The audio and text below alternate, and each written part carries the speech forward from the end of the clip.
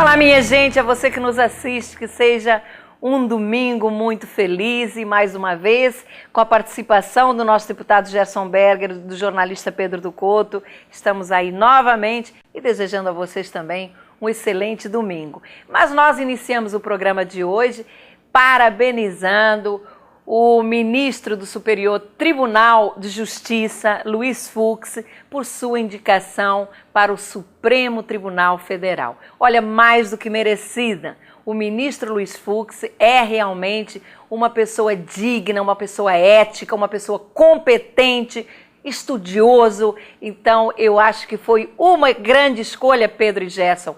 A presidente Dilma Rousseff não poderia ter acertado melhor. Parabéns, ministro, e tenho certeza que será um grande sucesso. Pois é, Pedro e Gerson, mas para mostrar que o nosso programa não está aqui apenas para criticar, vamos aplaudir mais uma vez a presidente Dilma Rousseff por sua participação num evento realizado em Porto Alegre em lembrança às vítimas do Holocausto nazista, e isso aconteceu no último dia 27 de janeiro, data estabelecida pela ONU em lembrança ao Holocausto nazista. A presidente Dilma foi muito feliz em seu discurso.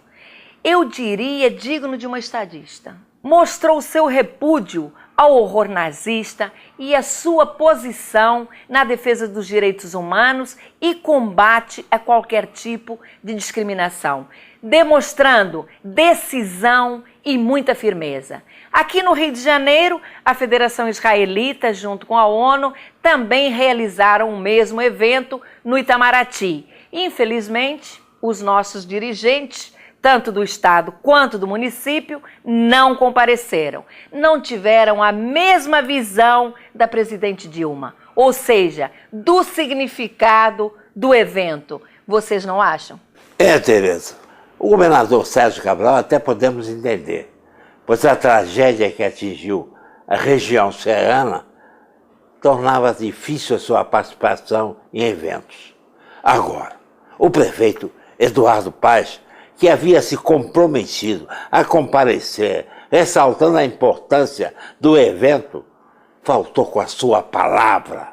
Preferiu comparecer ao Centro de Tradições Nordestinas montado num cavalo de pau, imitando a tradição folclórica do Bumba Meu Boi com chapéu de vaqueiro, fazendo graça, provocando risos nos que estavam presentes.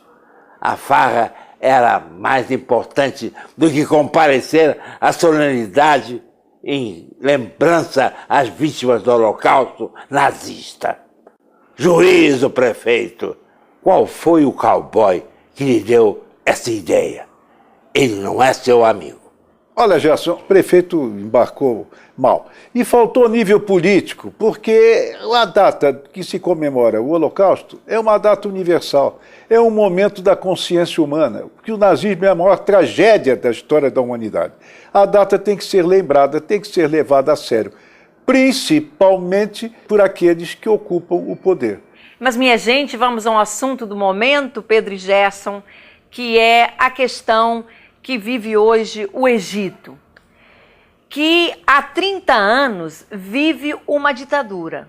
O povo vai às ruas, exige a saída do dirigente daquele país, o Mubarak. No entanto, preocupa-nos o que virá depois. Afinal, mais uma vez, a Irmandade Muçulmana está presente em todo este movimento. É a mesma Irmandade que assassinou Sadat, então presidente do Egito, há 30 anos atrás, após o mesmo assinar um acordo de paz com o Estado de Israel. O atual dirigente, Mubarak, foi quem substituiu o Sadat. Não podemos esquecer que a Irmandade Muçulmana está ligada aos grupos terroristas Hezbollah e Hamas, e ao próprio presidente do Irã, ao Ahmadinejad, que nega a existência do Holocausto, está tentando criar a bomba atômica, que tem como principal objetivo destruir o Estado de Israel e dominar toda aquela região. Daí a nossa preocupação com o que virá após a saída de Mubarak. Embora tenha que ficar muito clara a nossa posição aqui no programa. Nós somos contra qualquer tipo de ditadura.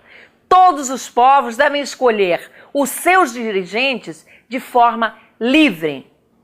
Infelizmente, os países daquela região têm uma cultura ditatorial, dominando por décadas seus povos, deixando-os na mais absoluta pobreza, enquanto uns poucos vivem numa total riqueza e ostentação e concentrando todo o poder. Disto se aproveitam os grupos terroristas para insuflar a população contra estes mandatários. Apresentam-os como salvadores, mas o que querem mesmo é dominar, assumir o poder e impondo o regime do terror. Gostaria, Gerson e Pedro, que comentassem a situação do Egito, que é muito complicada. Tereza, é apenas uma substituição de ditaduras. No entanto, o que vem por aí me parece ser mais perigoso, pois envolve terroristas que têm como objetivo dominar a região. Vejam, por exemplo, o que aconteceu no Líbano antes desta rebelião no Egito. Mataram o premier Harari, libanês cristão, e seus adeptos acusaram a Síria do ato, junto com a Hezbollah, mas não tomaram nenhuma iniciativa. Agora os libaneses cristãos estão protestando porque a Hezbollah colocou na presidência do Líbano um membro do seu grupo com o apoio da Síria. O que eles querem fazer, acreditem, é a grande Síria e acabar com o Líbano. Não reagiram contra o Hezbollah e agora protestam e esperam um milagre. Não vai haver milagre. E o Líbano que se cuide, pois poderá ser engolido pela Síria e pelo Hezbollah. A crise é preocupante porque pode assumir um grupo radical contrário a Israel, como já aconteceu em 1953, e detonar um novo conflito no Oriente Médio, uma das regiões de articulação política mais difícil do mundo. Em 1953, depuseram o rei Farouk, que recebia de impostos, vejam só, o seu peso em ouro por ano, e o homem era pesado, substituído pelo coronel Mossadegh, depois foi derrubado pelo Naguib, e aí entrou Gamal Abdel Nasser, inimigo fidagal de Israel, e todos sabem depois o que aconteceu, até a Guerra de 6 Dias e a morte dele, Nasser, em 70. Saddam representou, depois da Guerra do Yom Kippur, uma reaproximação com Israel. Foi substituído por Mubarak. Esse equilíbrio estabeleceu-se, mas agora não se sabe. É extremamente preocupante a situação no Egito. Mas, minha gente, na última terça-feira, 1º de fevereiro, tomaram posse na Assembleia Legislativa os deputados estaduais. E, claro, lá estava o nosso deputado eleito, Gerson Berger. O nosso deputado, após assinar a sua posse, o governador Sérgio Cabral, presente à sessão, fez uma referência ao meu querido amigo Gerson Berger. Inesperadamente, o presidente da sessão começou a falar do nosso deputado. E quando eu fui eleito, eu só tinha deputados muito mais velhos do que eu, mas muito mais velhos do que eu. Eu era o caçula, carregava o nome do meu pai, que tinha morrido no exercício em pleno mandato, o poder legislativo totalmente manietado, refém do ato institucional número 5. E muitos daqueles contemporâneos de meu pai, que tinham sido cassados, cujos mandatos tinham sido mandatos concedidos pelo povo, e que tinham sido arrancados com uma simples canetada, um desses deputados que sobreviveu às injustiças daquela época de trevas, foi companheiro do meu pai nos anos 60. Embora eu, pelo regimento interno, seja considerado o deputado com maior número de mandatos e com mais idade, eu gostaria de homenagear um colega, que também foi colega de meu pai, e que hoje estaria aqui nessa presidência se não fosse a imensa e cruel injustiça cometida contra ele nos anos 60. Um homem que tem a sua vida pautada pela luta contra a discriminação, contra a xenofobia e pela igualdade dos direitos. Afinal, como ele costuma dizer, nós chegamos e saímos desse mundo no mesmo trem.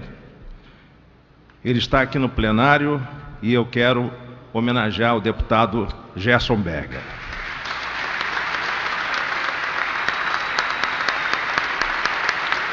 Olha, foi tão emocionante. Eu estava ao lado do Gerson e fui às lágrimas também. Todos os presentes levantaram e foi uma cena belíssima. O Gerson chorou e não poderia ser diferente.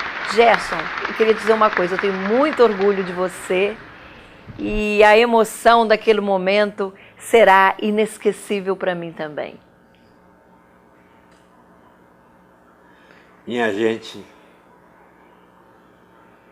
foi uma emoção inesperada, não contava.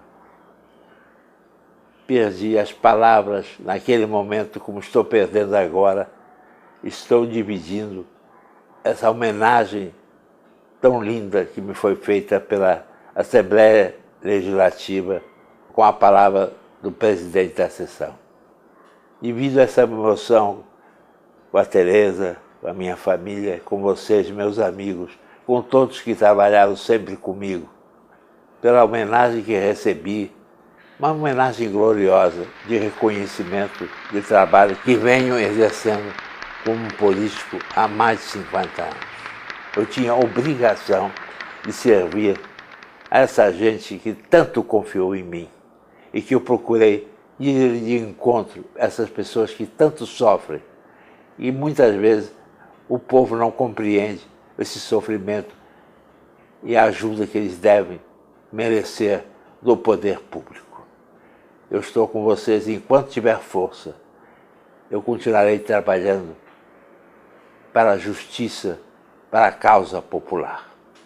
Muito obrigado. Uma homenagem, sem dúvida alguma, emocionante e oportuna.